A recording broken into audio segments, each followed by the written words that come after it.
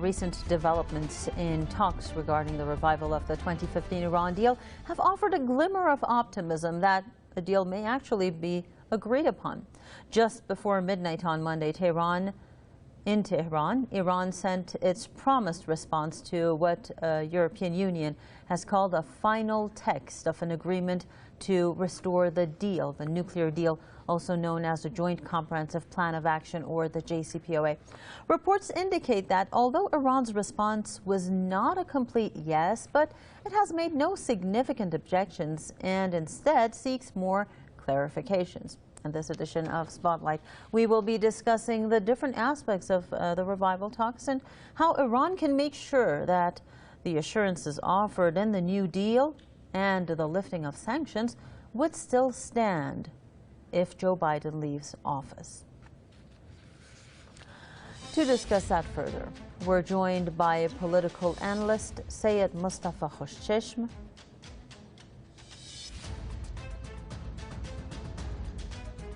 and also journalist and activist and political analyst John Bosnich. Thank you very much, both of you gentlemen, for joining us on this edition. Mr. Khoshcheshm, as far as we know, there are three main sticking points that remain. There's a verifiable removal of sanctions, the guarantees that a deal will be binding regardless of a future U.S. administration, and of course the long-running investigation by the IAEA instigated by Israel, and Iran wants that to be dropped. Of course, Iran says that these are not really big issues for the U.S. to solve. So in your opinion, let's begin with the first one, which is a verifiable removal of sanctions. What are some guarantees that the U.S. can give about the removal of sanctions, and how can Iran make sure that those sanctions have actually been lifted?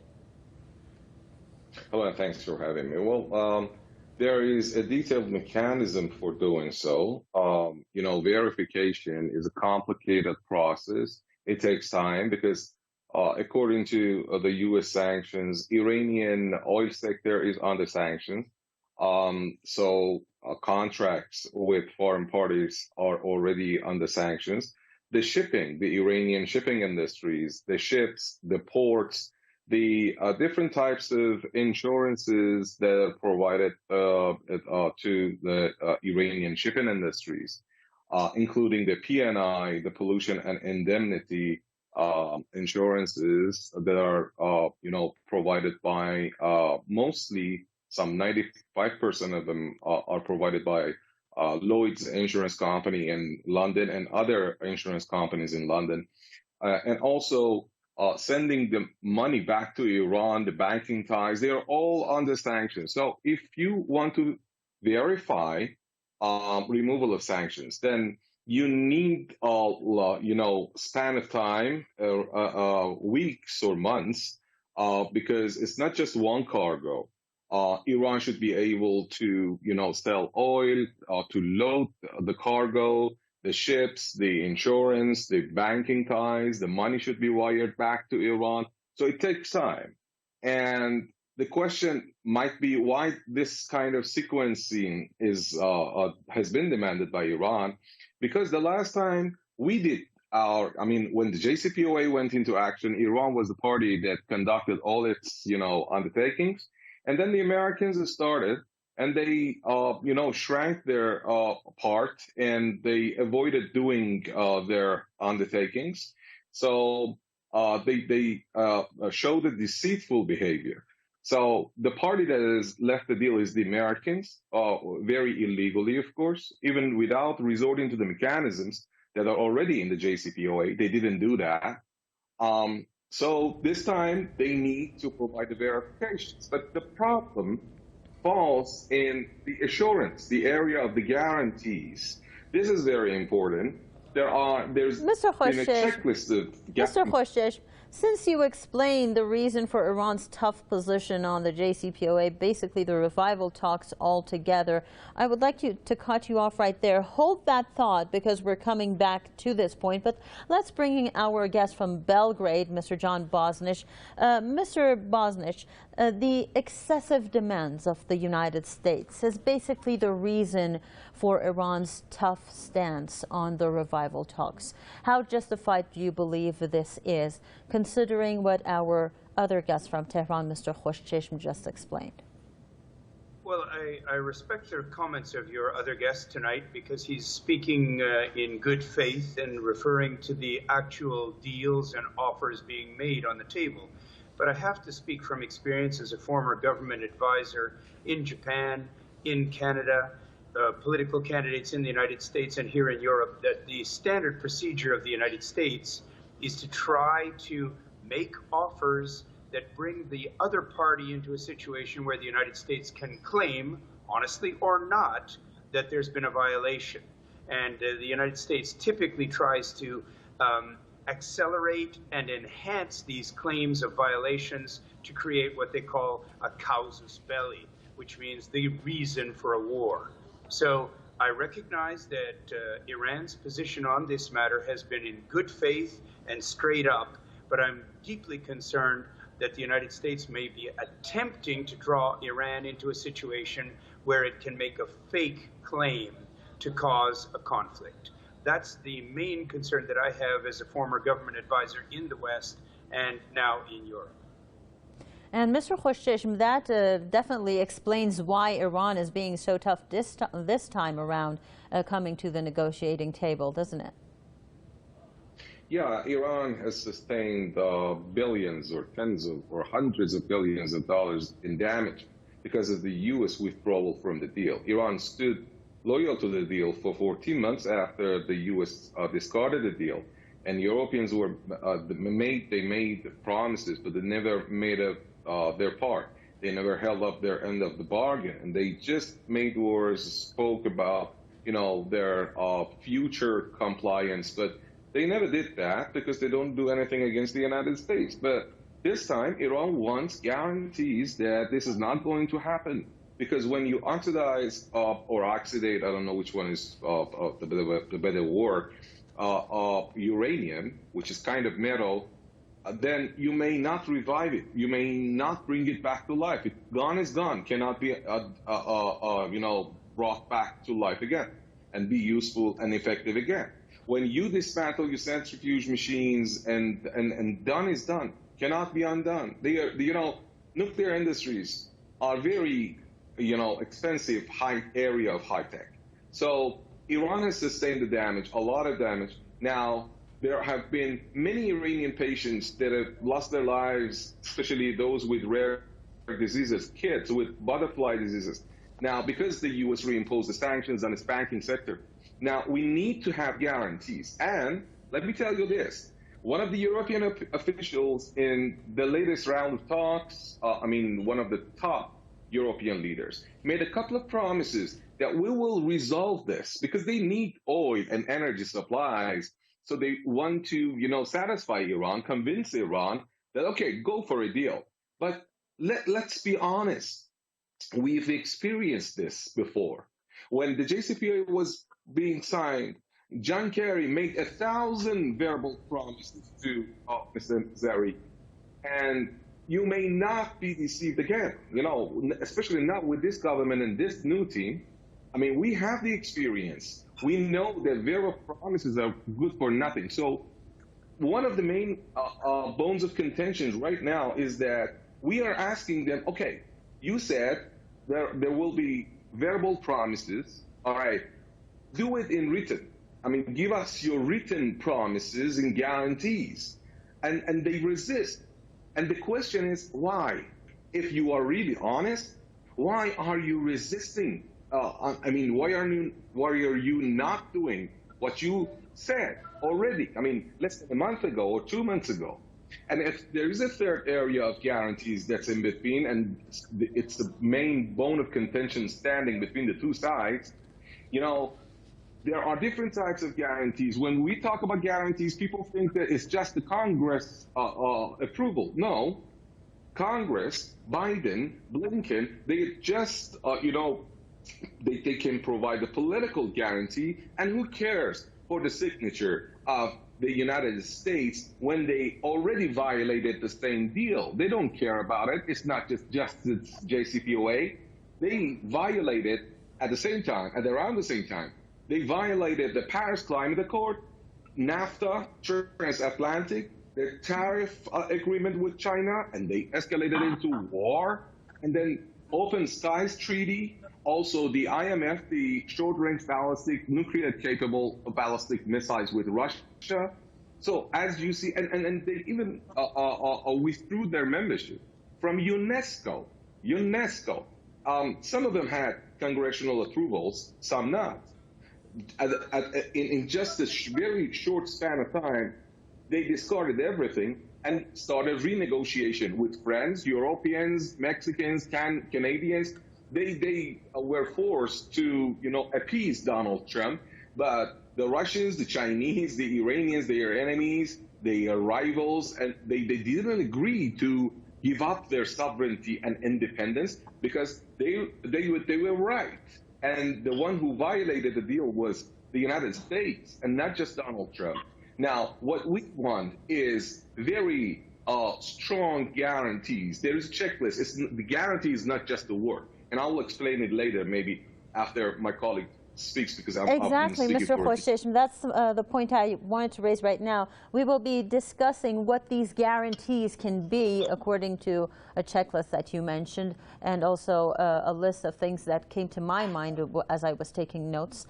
So we will discuss how the U.S. can give us those guarantees. But let's bring back Mr. Bosnich to see, as you mentioned yourself, Iran is taking part in these negotiations in a good gesture, actually, trying to making a positive gesture on international level. But personally, you've had the experience and you know that it's not necessarily true about the United States.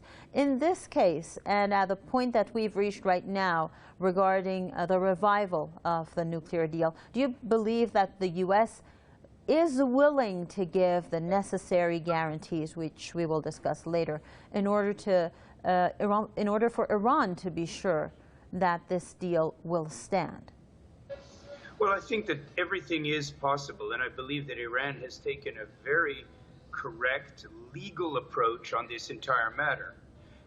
The fact that Iran has had for some continuation of time continued to abide by the deal, even though the deal had been canceled unilaterally by the United States, is already a show of good faith on the part of Iran. Secondary, I think the insistence from your other contributor to today's program is that any deal must be in writing.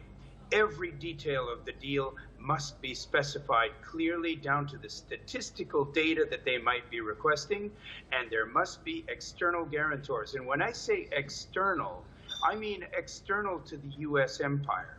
Having the contact group from European countries is not really an external guarantor, because those countries in the EU are little more than American military colonies. Their security depends on the United States. The United States helped form the EU, and the United States pressures those countries to say and do as it says.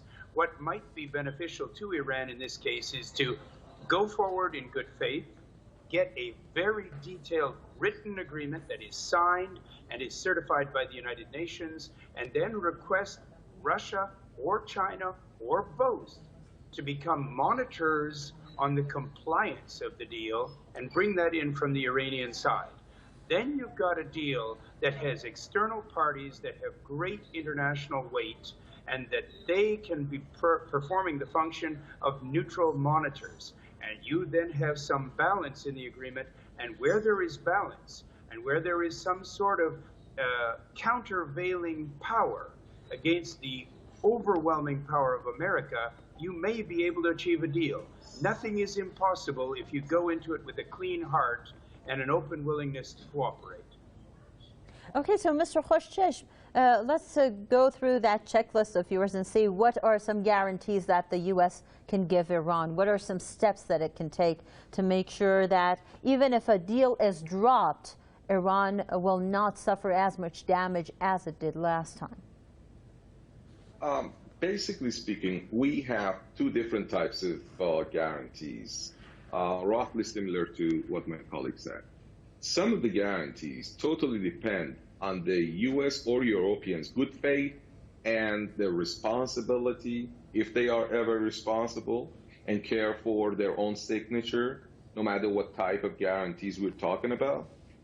And there is another type that's not in their hands. It's in Iran's hands. Now, what are we talking about? There are different types of guarantees, like the United States president, puts his signature down, or Mr. Blinken as Secretary of State confirms in written or approves and gives his words in written, or the Congress. These are called political guarantees. Yes, they are needed, of course, but nobody cares about, U.S. responsibility, because they have already proved to be very much irresponsible. They don't, keep their words. As I said, it's not just in the JCPOA, the nuclear deal with Iran, but they have violated, discarded nearly a dozen other agreements at roughly around the same time, just a couple of years ago, 3-4 years ago. Now, there's another type that's called legal guarantees. When the Amaro sanctions started as the first U.S. extraterritorial, sanctions rule, the Europeans warned their companies that if they comply with the Americans' rules, extraterritorial rules, that means they are disrespecting their own sovereignty, their own country's sovereignty. So they warned them, if you pursue their own policy, then we will fine you as much as the Americans would do. But if you stand against the United States, then we will make up for your losses. And they stood against sanctions on Cuba. We've been asking them since last year, why don't you do that with regard to Iran? There are legal mechanisms like this that you can do it. And they've been resisting, and they've not been doing anything. That's why we are suspecting their true intentions. Another type is economic guarantees. European firms, Asian firms, they are demanding us that even if the United States provides you with other types of guarantees, we are not, sure about the Americans, because they are very much irresponsible. They would tear up the deal maybe in a few months when the Republicans take the House and, the Congress. So we need guarantees to allow us to stay in Iran after doing the investment for a long period of time without being punished, even if the U.S. discards the deal, even if the JCPOA is gone, no matter what happens. This is very important. And also, this has been one of the bones of contentions. But the only type that you can trust and rely and has a deterrent factor is the one that's in Iran's hand. What is it? It's the nuclear guarantees. That is to say, I'm going to keep my machines, of course, in store under the surveillance of the IAEA. They will not operate, but they will be stored, but on my own soil. I would keep my knowledge, R&D. I would keep my material. They all, will be under the inspection of the IAEA according to the deal. Why? Because if you discard the deal again, I would not sustain any kind of damage, financial, technological damage. Second, that would play as a deterrent factor against the United States. They know that if they drop the deal, if they ever sign it, then Iran can resume its 60% enrichment operation and maybe beyond. That's a deterrent factor. So there are many more types of guarantees, like if Europeans start, billions of dollars of investment in Iran in order to, make it very much complicated for the United States to punish their own companies and encourage their own companies to come to the Iranian market. So they can also do lots of other things, but they are resisting. This is the problem. You have given us your verbal words.